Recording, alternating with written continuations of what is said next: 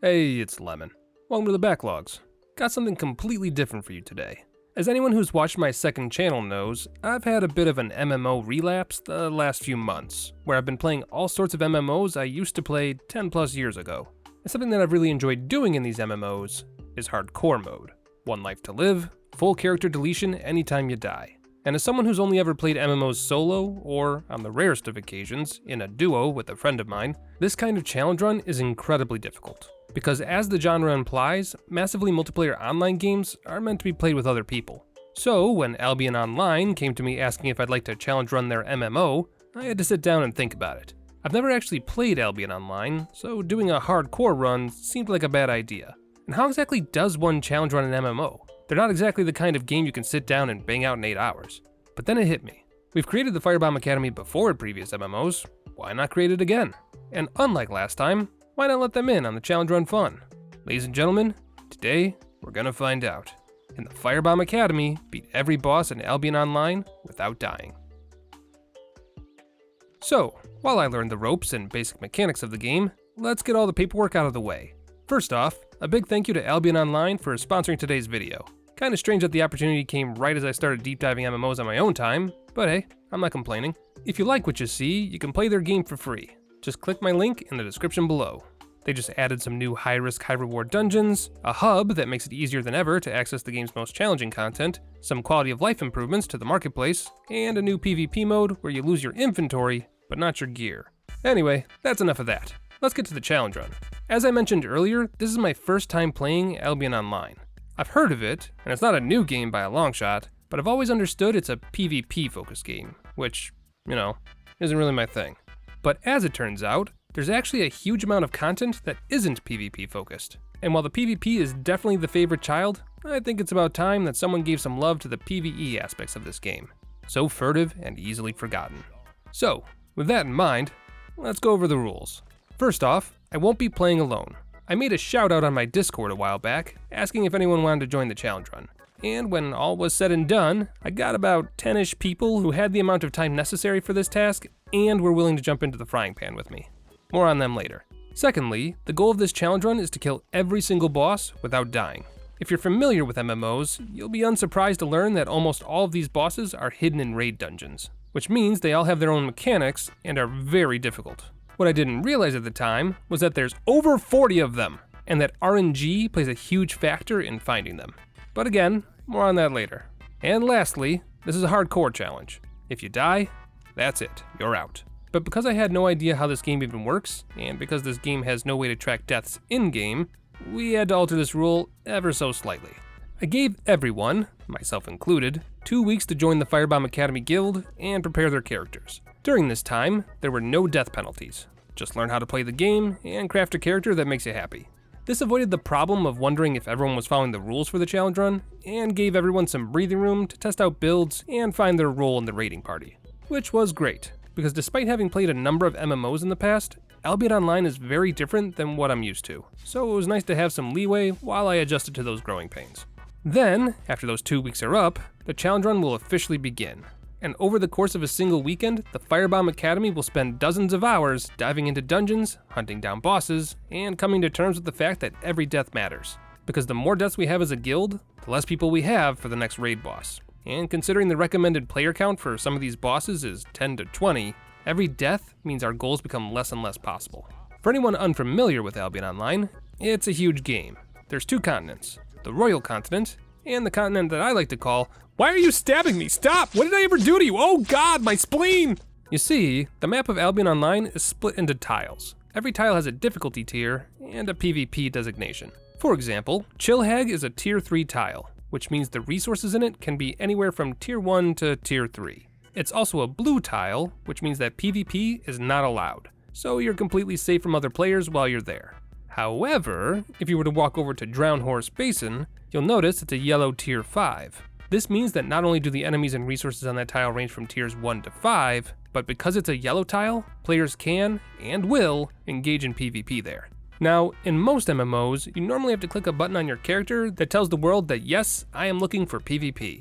And this is true here as well. But because this isn't a blue safe zone, players can still attack you and kill you even if you haven't done that. They'll lose reputation for doing so, but as you can see here, that doesn't stop people from doing it anyway.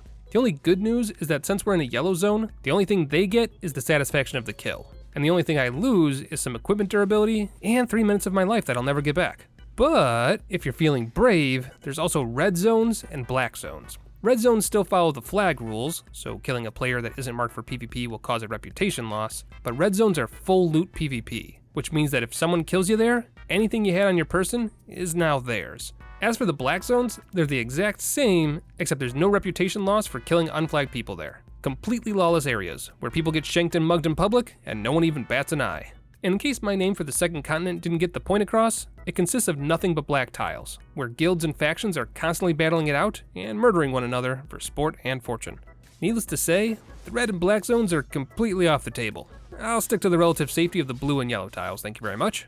But with the general understanding of the map established, let's talk about how Albion Online works as far as the game loop goes. Albion is all about gear. Everything you are comes from it, from your combat stats to your skill bar. So the first part of the game loop is to gather materials, then use said materials to craft your gear.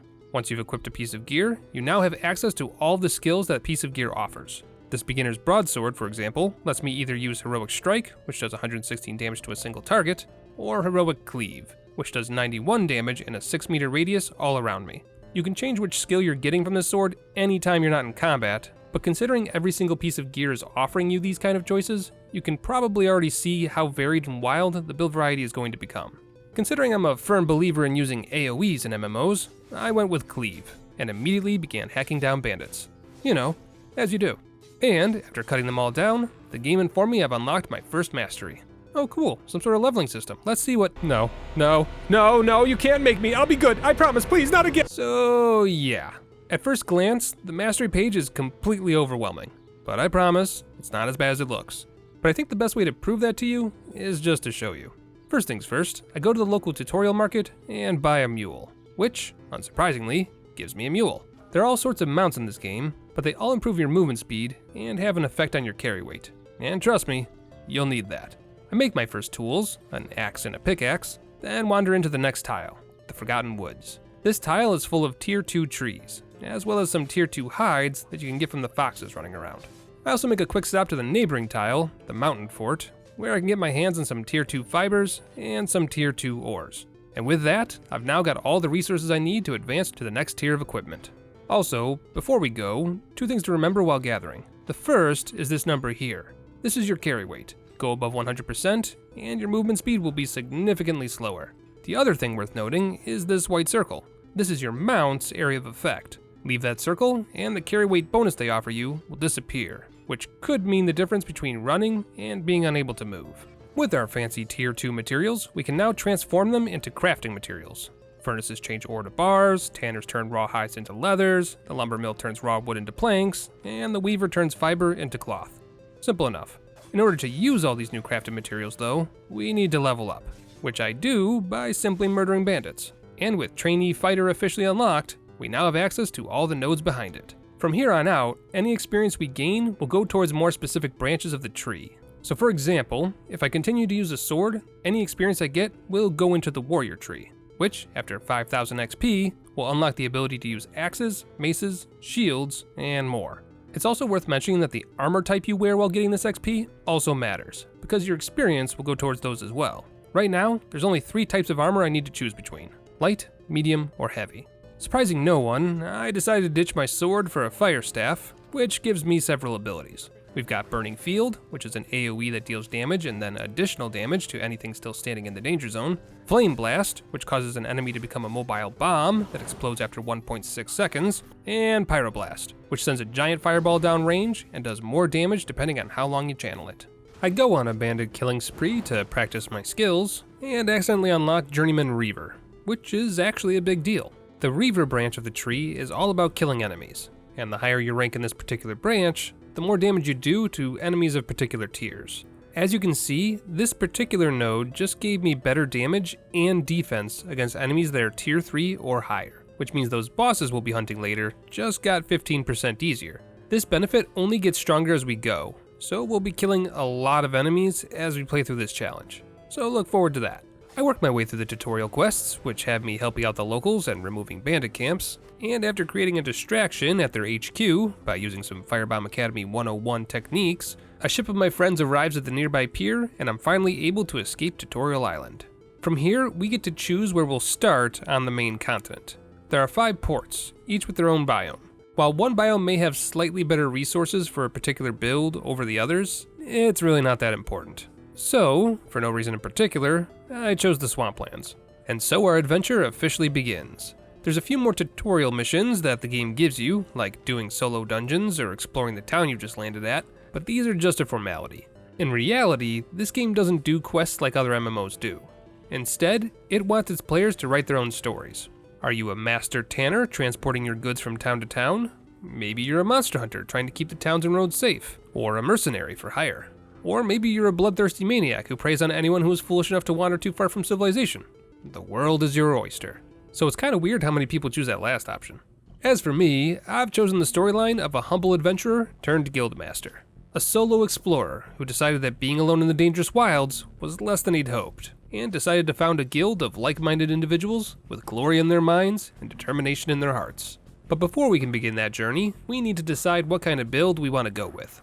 Personally, I always play healers whenever I play games with my friends, because no one ever wants to.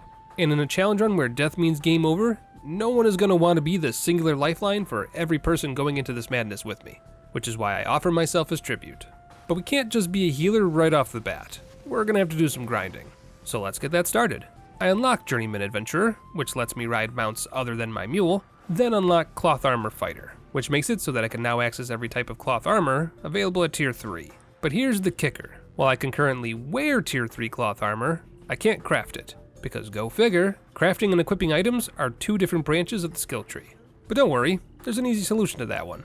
First, I craft a few pieces of Tier 2 cloth armor at the local mage's shop, then we go over to the study tab, drop our terrible sewing jobs into the box, and study our work. And after a few rounds of that, that's Journeyman Mage Crafter complete. And so long as I've been diligent about gathering and refining the Tier 3 materials necessary to craft it, which I have, then we can now craft Tier 3 armor. Now here's the thing, Tier 3 armor is simple and broken down into the 3 classes we talked about earlier, light, medium, and heavy. But Tier 4 divides those up even further, and each piece of clothing has very specific skills attached to it. So depending on what kind of build you go with, you'll want a very specific piece of armor. And the weapons are no different, although they split up into different options at Tier 3 instead of Tier 4. So, with this in mind, we've got 2 options. We can go back to the wilderness and start gathering up all the Tier 3 and Tier 4 materials we can find and craft the items we want ourselves, or we can visit the local market and buy it. Aw yeah, free market trading, here we come. However, while we can absolutely just hope to find whatever items we want in the market, every market in the game is separate from one another. So while a market in the biggest city in the game probably has at least 10 of everything, this podunk little town I'm currently at does not. This also means that anything I try to sell here is also limited by this particular marketplace, which could mean less competition, but also means less potential buyers. Oh, and the same rule applies to the local storage chest. You can place a huge number of items here at no cost, but if you ever pick up and move to another base of operations, you're gonna have to drag those resources to that city yourself. No magically connected treasure chests here. You gotta brave the roads and hope you don't get mugged along the way. With this in mind, I decided that it was probably a better idea to just get the materials myself, since it gave me a reason to leave the city and learn more about the world I found myself in. And one such thing I discovered while running around was solo dungeons, which are exactly what they sound like. Simplified and easier than normal, these dungeons are designed for someone playing solo. The enemies aren't too difficult, the boss at the end is scaled down for a single player, and the loot is all scaled down as well. Oh hey, I just unlocked all the different staves. Hell yeah. Don't get me wrong, if you're asleep at the wheel, you could potentially die in here. But outside of the boss at the end, that's not really all that likely. And while the loot isn't going to be anything earth-shaking, that's not the real reason you're here. You're here for the experience. Not only that, but you can also find single-player versions of every single boss we'll be hunting down as a guild in solo dungeons as well. And while they're still difficult to kill if you don't have good enough gear, fighting them in a solo dungeon is a good way to learn their movesets in a relatively risk-free environment. Hey, that's one boss down. Okay, fine, we won't count that one. But that's what it would have looked like if I was doing this whole challenge run solo. Oh hey look, free XP. Nice. So, with Journeyman Cloth Armor successfully completed, I can now show you what I mean by how XP gets more focused. Once you've used cloth armor long enough, it starts to filter into the 3 categories of headgear, chest pieces, and footwear. And once those get a level in them, it divides into individual types of gear, aka the tier 4 armor I was talking about earlier. We also got to Journeyman Mage, which splits into the several types of staves there are in the game. We've been doing pyromancy this entire time because, you know. And as you can see here, this will divide into one of 8 pieces of equipment that we can use once we get a single level in Pyromancer. But we don't want Pyromancy, we want the Cleric tree. So we'll have to get on that once we get out of this dungeon. Speaking of, it's another boss we'll have to fight again later. This one is a lot beefier than the last one, and what's worse, has a very strong phase 2. Because when he hits half health, it's time to chop chop, and he becomes a lawnmower of death. There we are, not even close, and you all were worried. Got some decent swag too. Couple thousand silver, a new bag that was crafted by death itself, and a 2-handed hammer I can't use.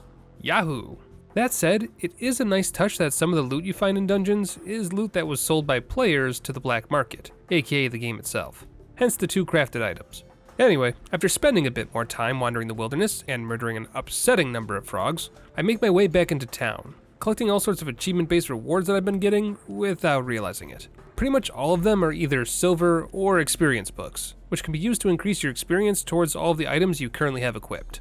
Since I don't know exactly what gear I want to level up to maximum just yet, we're gonna hold on to these books for a while. These achievements cover almost every action in the game, so as long as you're interacting with the game, you'll be getting them left and right. Which is great, because it means you can really power level towards your preferred gear or skills if you know what you're aiming for. I messed around with the guild creation screen for a bit, trying out a few designs for the Firebomb Academy, but failed to realize the price tag at the bottom of the guild creation screen. We might have to hold off on that goal for a bit. But you know what goal we can do right now? Crafting a holy staff. Come to daddy. As far as its abilities go, it's a fun combo of priest and paladin. Its Q skill is either a heal or smite attack, its W is an AoE that gives you some health and deals damage to enemies, and its E is a heal that gives you twice as much health recovery if your health is below 40%. Everything I wanted and more. Now, there's more holy staves available, and I desperately want to look at them, but we're gonna have to get 1 level in priest before we can do that. So let's get to it. Gotta say, I'm loving the smite ability. The range is pretty large, and I can target any area I want, which is really great. And the pulse attack is great too, since it's a way for me to keep my health high while simultaneously dealing damage. Definitely my kind of build. And after going into another solo dungeon and smiting all the blasphemous heretics I could find, we've already gotten our cleric skill up to 41%. And here's the thing, level 1 of priest unlocks all the different holy staves, but there's a potential 100 levels to be gained, and we gain new rewards every couple levels, like a holy beam skill that'll be super useful during the dungeon raids, or an AoE heal so I don't have to target players individually. And look, at level 85 we can revive a fallen player. Okay, well we can't use that one, but the rest are neat. And would you look at that, we just unlocked all the different varieties of armors for the cloth tree. These are a little harder to parse through though, so we'll look into those later. But at least we've got the ability to wear them now. But getting our gear and leveling it up is only half the battle. The other half is learning how this game works when it comes to PvE. And while mastering our combos and skills is definitely important, there are 2 big concepts we're gonna need to learn if we're gonna survive the dungeons: leashing and tethering. Leashing is when an enemy loses aggro and runs back to its starting point. And in Albion Online, leashing is the absolute pits. Because as you can see here, when an enemy leashes, it gets all of its health back and resets completely, while you do not. What's more, every enemy has a slightly different leash range. So while some bosses will let you run all around their arena, others will not. So you just have to feel it out and learn from experience. Tethering, on the other hand, is when an extra enemy group joins the fray. Usually a group of enemies that was on patrol. This is also not a good time, because it's additional problems you really don't want to deal with right now. In solo dungeons it's no biggie, but when we get to the actual dungeons, well, you'll see. I made my way to the nearby city of Thetford, where I finally found a horse to buy, which is actually quite a bit faster than my mule and has a higher carry weight, and after an hour of gathering and refining tier 3 materials, I finally have enough to make several holy staves, which I can then in turn study, which should be enough to unlock the ability to craft the tier 4 staves that I need. And there we go, level 1 holy staff crafter, and all the tier 4 versions of holy staves unlocked. Now it may feel a bit overwhelming at first. After all, there are 8 holy staves to pick from, but it turns out the only difference between them all is the E skill. So all we have to do is find the E skill that feels the most appropriate for our challenge run, and we're good to go. And spoiler alert, It's this one here, the Divine Staff. Its customized skill has 2 abilities. First, it gives the target a massive 4-digit shield to soak up damage for 4 seconds. And so long as that shield is unbroken, you can press E again for the second ability, where the shield explodes and heals up to 10 allies that are 5 meters away from the target, including the target itself. Granted, I didn't realize that was the one I needed for a while, but cut me some slack. I'm essentially backseat gaming myself here with the script, and watching back through the hours upon hours of footage of me grinding away for things I didn't end up using or didn't need in the first place is absolutely painful to watch. But you gotta trust past tense Lemon. He'll find the way eventually. And one such way he found was group content. See that weird marking over the enemy's head? That's supposed to tell you, hey, this enemy is meant for 2 or more players. Maybe stop attacking it. But you know the best part about clerics? They don't die. And so while it may take forever to kill an enemy with my weak attacks, I also am in very risk of being killed. Of course, the fact that enemies constantly regenerate health while you're fighting them isn't exactly helping my case, but when you do end up killing them, bam, over 1200 XP for a single enemy. Or better yet, find a wandering boss in the overworld. They're much easier to kill, and give you almost double the XP. And if you've got a fast mount, you can find them relatively quickly. Eventually, I got comfortable enough with my build to take it up a notch, and wandered into a tier 4 zone to do some hunting. And wouldn't you know it, the basic enemies here are dropping roughly 1800 XP each. And because our build is meant to outlast its targets, I still have yet to die or come close outside of that one particular boss fight we showed earlier. Oh look, Expert Reaver acquired. Didn't realize I had such a heavy bloodlust going. And with that, enemies up to tier 5 now take an additional 45% more damage, which sounds wild. But now that I'm looking at it, I think that's the game's way of saying that tier 5 enemies already had an additional 45% more HP than normal, and killing them is now a possibility, rather than easier. And considering the tier 4 overworld bosses are giving me 4600 XP, the thought of tier 5 enemy XP has me drooling. I think we might be due for an equipment upgrade first though. So, with that in mind, I packed up all of my worldly possessions onto my new ox, yes, including my horse, and made my way to the city of Martlock in the southwest, in hopes of a better marketplace and friends. And friends I found. Say hello to the first of many Firebomb Academy scholars to join the party. Substitute teacher at the Academy and Albion Online veteran, Grasscat. Don't worry, I'll protect everyone. Ooh, shiny red dot. Local mage, crowd control expert, and somehow always pulling the most aggro despite there being multiple tanks in the party, Flame Finch. Oh, wait, the run's starting? Hang on, I gotta go get some milk. And last but not least, Chat's mom and Eldritch Horror from Beyond the Stars, Celestial Cthulhu. I was in the midst of devouring souls. And I have cookies and juice boxes for everyone. The first order of business was to figure out what it meant to be a party. After all, most of us have never played before, and much like myself, pretty much everyone here has only ever played MMOs solo or with a singular friend. Team play is not something we're used to. We started with a solo dungeon, which meant we had 3 more players than we should have as far as difficulty goes, but I think this was the right choice, considering how hectic and disorganized our first few battles were. Oops. Not the word I wanted to hear.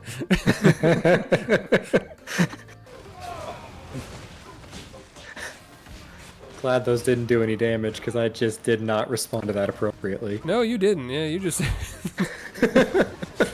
Just stood there and took hits. These are the kind of practice things that we're going to be working on when we get to those harder ones, okay, buddy? Yep. I need to run some drills. Yeah. Now this guy Hey, push it through the motions. This is your team. Yeah, congratulations. It's like, are you reconsidering this yet, Lemon? A little. just a smidge. We'll be fine. We'll be fine. I believe in me. The rest of you not so much, but I believe in me. But after a few dungeon runs, I think we really started to mesh as a team. Oh, that's a lot of books. That is a lot of books. There's a lot of books. We all agree there's a lot of books. And so, party roles were established. Finch made enemies afraid, Grasscat punched things repeatedly in the face, and Cthulhu realized that she had made the biggest mistake of her life when she decided to be a tank for this godforsaken team. I was also quick to establish that as the only healer in the party, I am essentially God, and I am the one who chooses who lives and who dies, which immediately created a system where party members vied for my favor. Lemon. I saved you from that rat.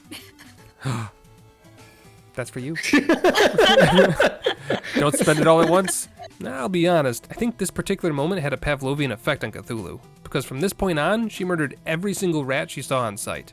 Obsessive destruction of rats aside, we kept the practice going by diving into harder and harder dungeons, trying to get a feel for what the real deal would be like. And while we were able to handle ourselves relatively well, it became increasingly clear that we were underleveled, undergeared, and underskilled.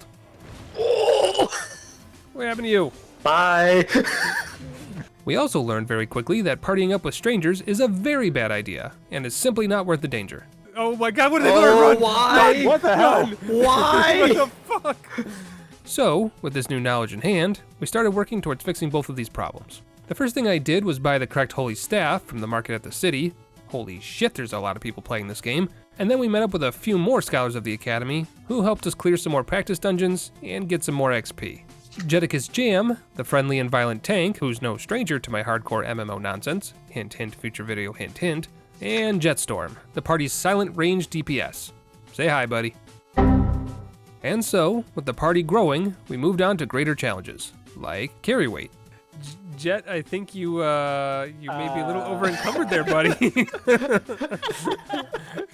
You might have to go drop your stuff off. And keeping our egos in check. What do you guys think? Should we go after a bigger, scarier dungeon? We can sure try. Oh, why? What happened? What happened? I changed my mind, I'm sorry. But you know what solves that problem? Another tank. Say hi to Ferris Manistee, our Primarch and Guardian Shield. It's all starting to click. This boss fight here is no joke. The boss summons mobs that explode on death, has multiple AoE attacks, and can curse a player with an effect that does massive damage to everyone around them if they don't move away from the rest of the party. But none of this was a problem. The DPSs are doing their jobs, we have one tank keeping the boss rooted in place while the other takes out the mobs, and everyone is doing a great job of recognizing when they need to move away from the combat. And not to toot my own horn, but nobody died, which means I must be doing something right. And so the gameplay loop continued. I would grind resources, sell them to the general market for heavy profits, then use said profits to slowly but surely upgrade my gear. Then I'd test out said gear, see if it fit my build by grinding against some overworld enemies, then try out different gear to see what worked best, up to and including heavy armor. And while it was fun being a paladin for a hot minute, it wasn't meant to be. The extra survivability is very nice, but my cloth armor offers more healing potential, and I'm not supposed to be in the middle of the fray anyway. The only problem I kept running into was that the items I did want were some of the most expensive things on the market. Oh, you like going for the expensive stuff, don't you, sir? I am a pricey bitch. You are a pricey bitch. But then, the ultimate discovery. As with most MMOs, most players in this game want to engage with the combat and PvP, not the resource grinding, which means that selling resources is a big moneymaker, and even more so if you sell them unrefined, since that allows players to simply buy the resources from you and then level up their refining skill. And while I can't fully confirm this is true, it seems like the best resource in the game to sell is fish. Why? Because it takes time. And unlike other resources, it can't be done while partially paying attention due to the fishing minigame. It's not hard, but you can't just click and unfocus your eyes for several seconds like you can with ore and wood. You gotta keep that fish on the line. But it's well worth your time. And honestly, this was the most fun resource for me to collect, so I'd call it a win-win. But with the final weekend quickly approaching, I needed to speed things up if I was going to be ready for the raid. So I took advantage of something I've been completely ignoring this entire time: learning points. When you get 20% of a skill's XP bar filled, you can use learning points to fill up the rest of the bar and skip to the next level. Remember those multiple achievements I keep doing by accident? While they mostly give you XP books and money, sometimes they give you learning points. And you also get 10 to 30 learning points every day you log in as well, which means we can very quickly level up our fishing and priest skills. And it only gets easier when you go out of your way to get the fishing armor, which increases your fishing yield with every piece. Combine this with a fast mount and a backpack that makes it so that fish weigh less than they should, and you've got a method that can easily net you hundreds of thousands of silver in 30 minutes to an hour, especially if you're willing to dive into the higher tier yellow zones. Not enough for you? Well, then go buy some empty journals from the marketplace. They fill up as you gain fishing XP and can be sold back to the market at ridiculous prices. Here, let's take this Grandmaster journal for example. It cost me 21,000 to buy, but can be sold back to the market for 127,000. And since you're already out there fishing already, it's well worth the investment. And with money no longer much of a problem, a few hours later, I was able to finally give the Firebomb Academy an official home. Oh god, I forgot how much work it is to be a guild master. What do you mean I have to designate guild taxes and a master of coin? I'm the headmaster, not the government. Grasscat, you deal with the money nonsense. Keeping everyone alive is a hard enough job as it is. I don't need another one. But, after hours upon hours of practice dungeons, resource grinding, and testing out multiple different variations of my build, I finally figured out my endgame. So, while I pop every single XP book I've been stashing away, let's go over what those choices are. First up, we've got the Guardian Helmet. This helmet gives me decent protection, but more importantly, lets me cast Emergency Shield, creating a shield for myself and 9 other allies 5 meters around me. Great for situations where the party can't escape a boss's AoE.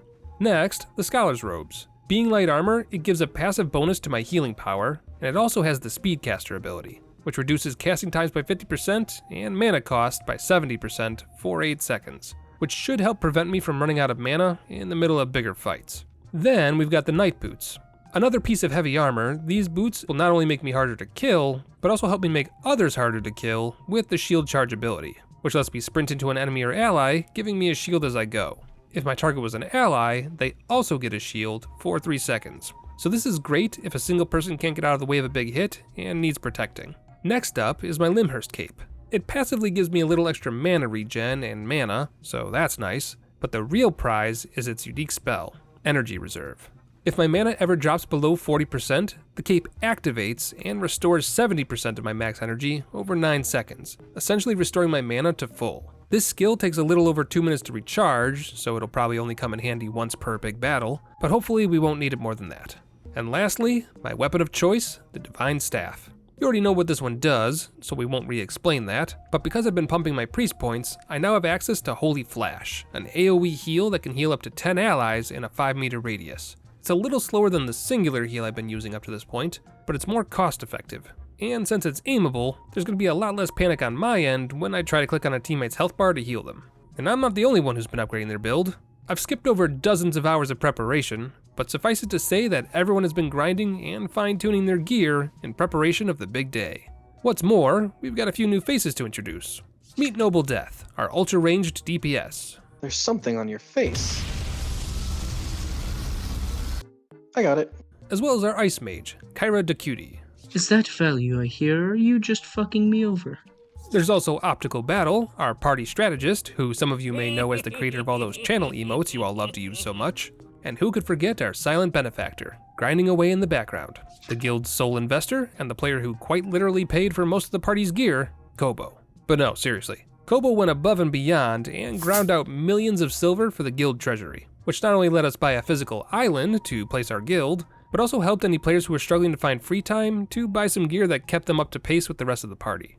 And with that, the weekend of the raid has finally arrived. But before we go off and die a miserable death in some dark and gloomy dungeon somewhere, how about a tour of the island? We've got the landing strip, where visitors can join in on the terrible dancing classes we hold every Tuesday and Thursday, the butcher and stables, placed next to each other for no reason whatsoever, the skill trainers, like the tanner and weaver, our supply specialists, like the cook, mill, and potion alchemist, the class-specific district for all of your class crafting needs, and the student dormitories. And I know what you're thinking. Where did all the guild funds go? They sure as hell didn't go into this particular section. And you're right, because they went into our state-of-the-art sports center, complete with training dummies, bleachers, and PvP death arena. Money well spent. But enough about that. It's time to get this disaster of a dungeon dive started. Thank you to those who could make it. It's unfortunate that we lost a few members along the way due to the final boss of every game, IRL free time, but every single one of you has been instrumental in getting us up to this point. So regardless of whether you could make it to the dungeon dive or not, you have my thanks. Couldn't have made this video without you. Now then, you all know what we're about to face. Starting now, the one life to live rule is officially in place. There's no takebacks from here on out. Some of you may die, Cthulhu, but that's a risk I'm willing to take. For the Academy and the Charcoal Throne. And with everyone suddenly a lot more nervous than they were before, the party sets off, which makes this the perfect time to explain how this is gonna work. There are 4 factions of bosses in Albion Online, with each faction having 10 bosses total. These bosses can be found in their respective faction dungeons. But because dungeons are randomly generated, the particular bosses in each dungeon are gonna be random, which is going to make finding all 40 of the bosses a bit more time intensive than I'd like.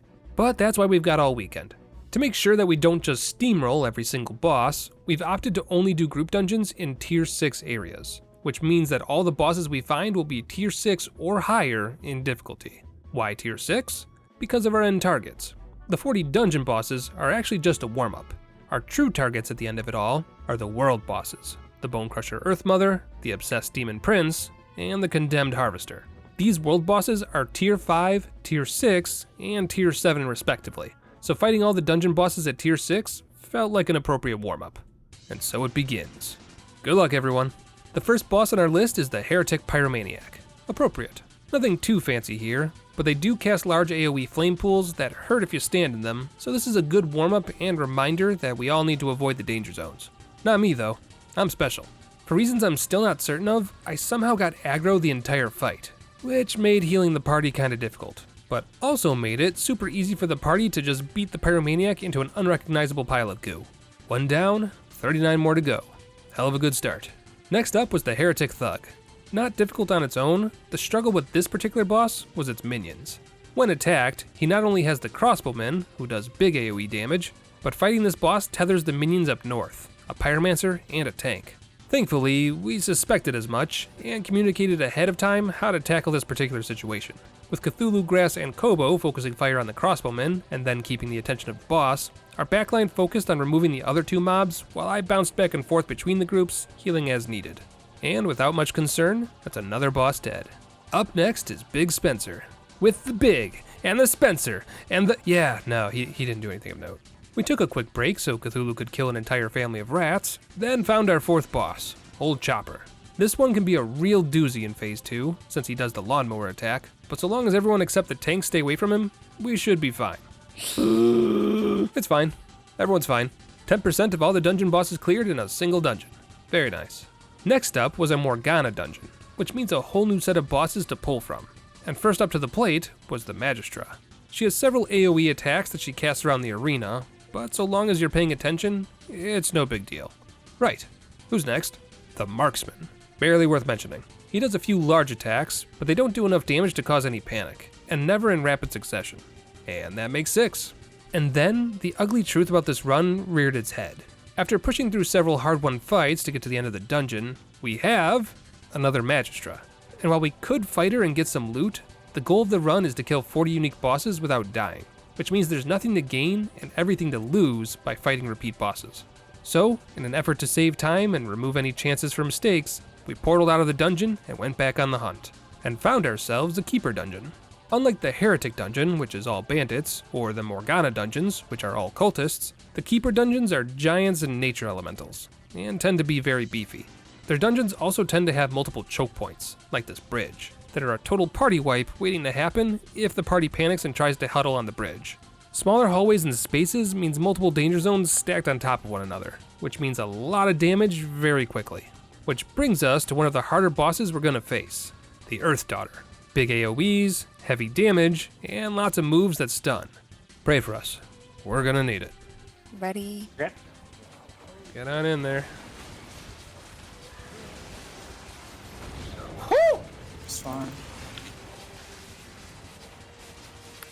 Give you heal cooldown. Thank you. Get mana. Okay. She gonna turn red soon. Watch out. Move away when she turn red. I did not. Okay, move. Oh no. Keep grass cut alive, please. He's okay. Good job. You're not looking great over there yourself. I'm Lemon. okay, I'm fine. All right. Hey. Oh my god.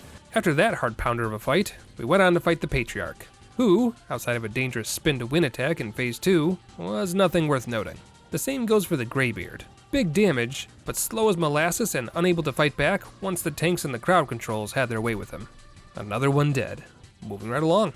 The last boss of the dungeon is Arthos, who not only has a few mobs with him, but also sets up fire traps and does a lot of ground slams and stun attacks.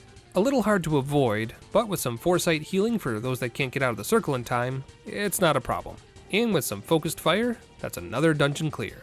Next up was the Sage, who didn't have a whole lot to talk about. And then, after ditching the rest of the dungeon because it was nothing but repeats, we found a random offshoot that led to our first undead boss, the Lacedon. The Lacedon is big on AoEs, and creating damage over time zones all over the arena, which is a problem if you're not careful, Lemon, but so long as everyone's paying attention to their positioning, it should be okay. In all honesty, this is going a lot smoother than I expected it to. We're more than 25% of the way done already, and all the bosses have been relative pushovers. The hardest part by far has been clearing the rooms around the bosses, and I think that's intentional, because while the bosses themselves are completely manageable, fighting a boss while also fighting off 3 mob groups is a recipe for disaster. And you'd be surprised how quickly the vibe goes from carefree to full focus. Whereas I had the exact same song and stuck in my head. Don't go, don't go too far north, we leashed. Yeah, they tethered. Run. They tethered, yep. No, stay. Grass, where are protect you? gas cat. I need a pop in a healing potion. Protect gas cat.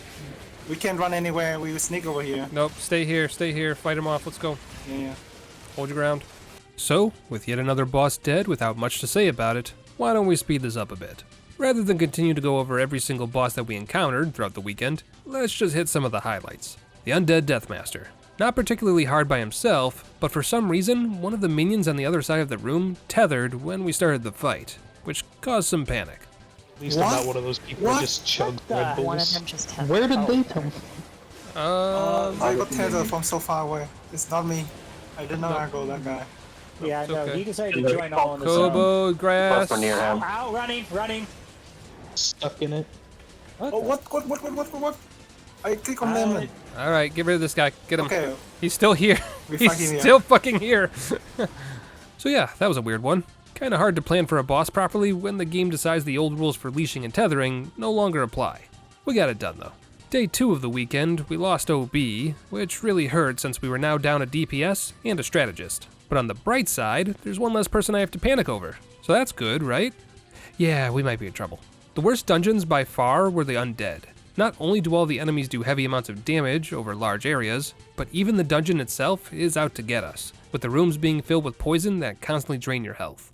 And then, my favorite moment of the entire weekend. A heretic dungeon that decided to pit us against not 1, but 3 trebuchets.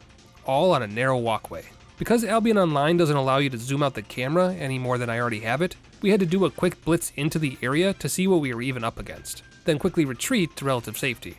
And with a little luck, we were able to slowly whittle off some enemies, then formulate a plan based on the limited knowledge we were able to glean in the middle of the panic. What did we see up there?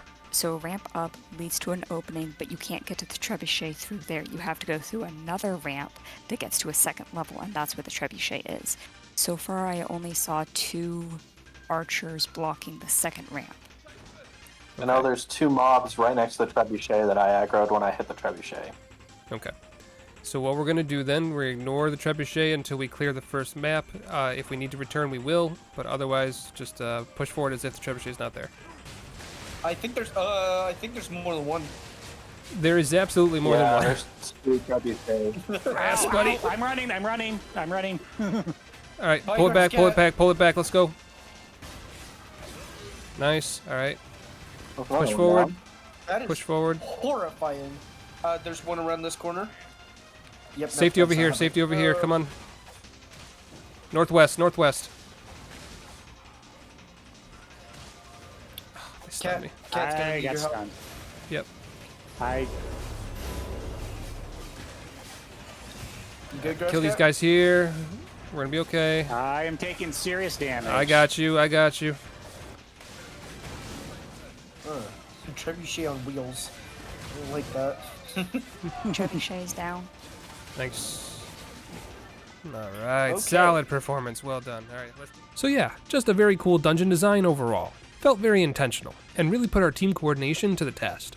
And we even got to fight a new boss at the end. Just a complete win of a dungeon. Very cool moment overall. Made all the hours upon hours of grinding worth it, and reminded me exactly why hardcore runs are so fun. Outside of that moment, the rest was pretty uneventful. Party members came and went as time allowed, and while there were plenty of cool boss designs that were fun to fight, none of them posed enough of a threat to kill anyone, which is just wild to me. Even the rats posed no threat to the party. So many dead rats. But then, the game threw us a curveball.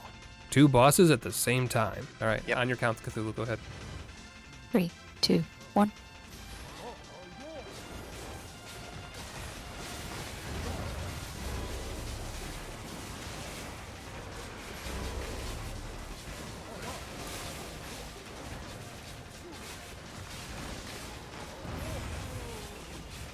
One down. All right, good. They've summoned in minions. Yeah. Looks like the minions are all dead. I will say that Reputation looked like it full healed everybody in the. Alright. Also good. There we go. There we go, well done. She didn't get a chance to use that ability. Well, damn. If we can handle 2 bosses at the same time, I think we're ready for the endgame. Time for us to head to Innis Mon and go after the Earth Mother herself. This is it. Go big or go home. It's a 20-minute trek across the continent from our guild to the world boss. A march across swamplands, snowy mountaintops, and into the stony fields. Now here's the thing. The world boss is in the overworld, not a dungeon. And because of that, the entire map tile is essentially a dungeon. A dungeon that allows PvP. So, in the off chance that another guild wants to kill the world boss at the same time we do, there's a distinct possibility that we'll have to duke it out for the right to kill her. Thankfully, we planned ahead for this, and decided to begin our assault on Innis Mon when the population of the game was at its lowest point in the day, which meant all we had to do was clear our way to the center of the tile and begin the fight. Naturally, the arena is on a raised plateau that can only be accessed by bridges, and is heavily guarded on all sides. But with over 10 hours worth of dungeon crawling experience under our belts, our team is now a finely oiled machine, and the party that started off with players who had never even played an MMO with a group before has gone from newbies to experienced players. For what it's worth, I'm proud of each and every one of— Are you fucking fishing right now? You know what? I take it back. I don't know why I thought leading a herd of cats from level 1 to world boss raids was a good idea. Clearly this is my fault. But you know what they say, you don't get to choose your family. Sometimes, you just gotta make it work. And while we may not be winning any PvP tournaments anytime soon, at the very least, I think we can manage a world boss. And after a tense moment where my somewhat passable Spanish miraculously helped parlay with another guild that showed up and convinced them to let us attempt the world boss, it was time.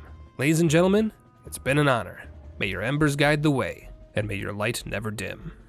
Cool. 5, Just making 4, sure. 3, 2, Do this. 1.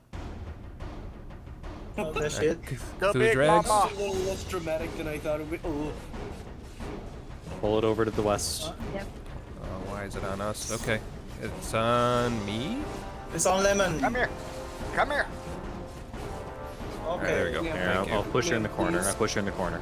Alright. What's she doing? It's still on Lemon. Still on me. Still on lemon. Still on me. Why? Got her. Oh, no, she's still back Keep running. Yep. She really fucking hates lemon for some reason. on. She heard Take you were her out. talking shit. It's still on Lemon. Oh shit. Okay. She's still Come on here. If you have an ability fine, to you're fine, draw you're aggro, fine. now's the time. I've tried.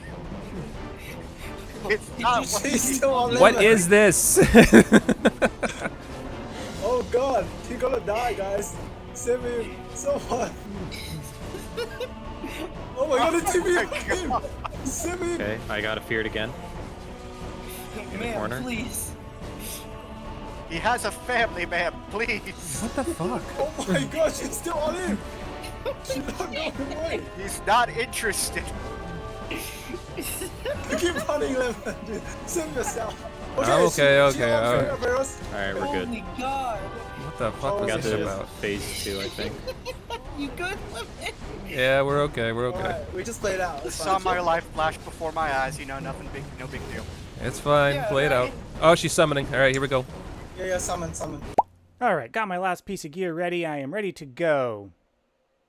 Hello? Ferris, be What is the careful. mini boss? The mini boss. I got Ferris. Try it. Oh my One god. down. Okay. Here's a cooldown. Here's a cooldown, guys. Take the cooldown. Thank you, Don't thank run you. away from me. Okay. Give Ferris up. Ferris still Yep, on. Ferris is good, Great Ferris is job. good. What? What? Jesus Christ, I think we're doing the over. Yeah, well, Wait, this is Kobo. actually really cool. Kobo Okay. and Ferris. It's fine, Ferris. Calm down. yeah. Oh, that hurt me. It's really cool when she's not just chasing. Oh no, my keyboard went out of battery. Oh no. Are you fucking serious? Okay, it's fine, it's fine. Come on. The laptop keyboard. It's fine. Oh my god. Oh, I got caught by it again. I got caught. Oh, that's not good. It's fine. I reset cooldown for Lemon. He gonna have heal. Don't worry. Yep. I am running out of mana. She can heal too. I am running out of mana. Okay, run Try to to hit Kira. me, hit me. Kira have the mana thing. Kira, put it down. You see that? Oh no.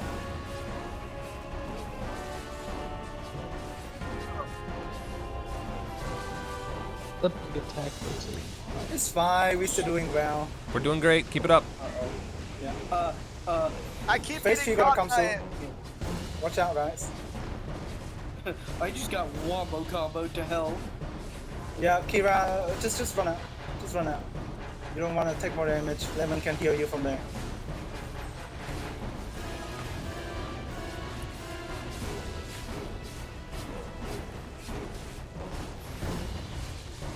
Almost there. Come on. Come on, Big Mama, that's not all you got, is it?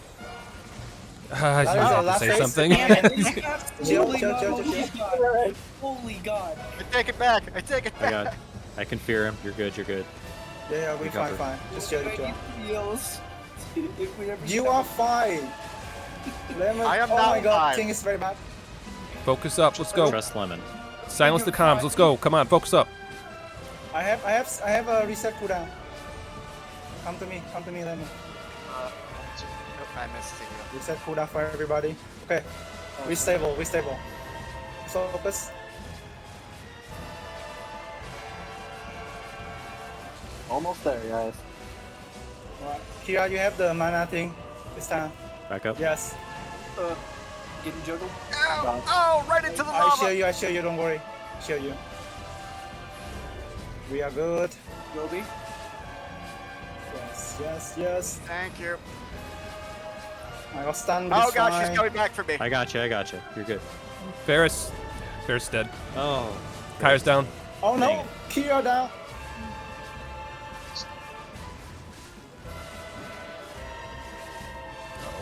Lemon.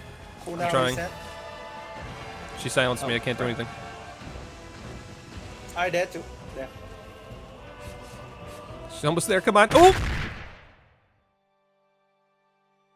Killed by the Earth Mother. After dozens upon dozens of hours, countless dungeon dives, and so many close calls, it's finally over. And while a part of me is relieved, I mostly feel like I let the team down. I'm the healer. The only healer. My job was to keep everyone alive, and not only did I lose several teammates, but I went down myself, essentially dooming the rest of the party to a slow, painful death. I think I did my best, but I also could have done better. I could have used more skills, played more strategically, equipped potions or food for God's sake. Why didn't I do that? Was it ego? Or was it the fact that we've been hardcore dungeon diving for 3 days straight, and the hours had finally taken their toll at the worst possible moment? In the end, I guess it doesn't really matter. What's done is done. And after several painful minutes, sitting in silence as the rest of the team struggles to pull back from the brink, it's over. TPK. Total party kill. In a normal run, this would have been a learning experience. A test of the boss's strengths and weaknesses, letting us learn all of her moves and more easily avoid them in the future. A future run where we aren't caught off guard by anything, and can easily adapt to the situations even when her strongest attacks begin to layer on top of one another, forming nearly impossible to dodge patterns all over the arena. A future run where, despite everyone taking massive damage and the urge to panic setting in, no one does. We knuckle up, stay focused, and continue the push, all the way to the very end. And there you have it. Earth Mother defeated, with no one in the party dying. There were several close calls, but somehow, some way, we made it across that finish line. Oh, what could have been. But unfortunately, that's the beauty and poison of a hardcore run. Second runs don't count. If you can't adapt and overcome on the first attempt, you don't get a second. But considering most of us have never even played Albion Online before, and those of us who have never attempted world bosses, this was an outstanding attempt. A big thank you again to the entire Firebomb Academy. You all did your very best, and that's all I could have asked for. Wait, no it's not! I asked for 3 world bosses! You know what this means, don't you? Y'all need to take your lumps. School is in session. Bring it on, boy.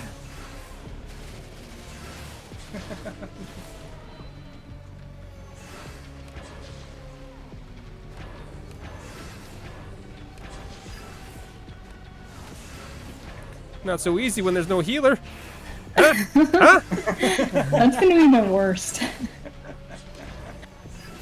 Gotcha. Oh, There we go. well done. Right for the shield. And the silence? What is this shit?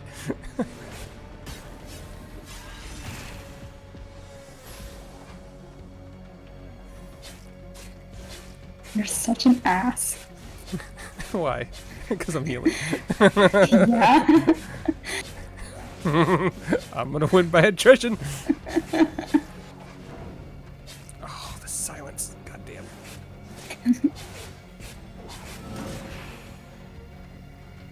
Fucking, I swear to God.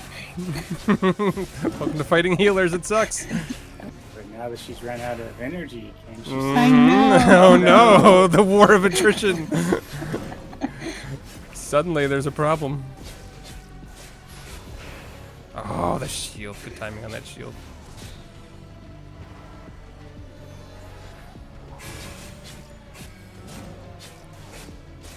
We're both run low on mana now. Who's gonna carry? Nope. God damn it. Nope. She goes. She goes. Woo! Okay. Alright, I think I've proven my point. Clearly I'm the apex predator here. Yep, definitely don't need to watch any more of my PvP battles from here on out. They were all strong and decisive victories, and definitely not demoralizing defeats. Nope, couldn't be me. Definitely not. Okay, maybe it was me, but I'm a healer. That's fine. This was fun. I had fun. And there you go. All of Albion Online's bosses attempted with hardcore. The world bosses were a bit out of our reach, but if we had more time to play and better gear, I bet we could have done it. I really do. Other than that, just a quick reminder that you can play Albion Online for free by clicking my link in the description below, and you can enjoy boatloads of new dungeons, challenges, and a new PvP mode. And that's all I've got. Take care of yourselves, be good to one another, and I'll see you all again soon.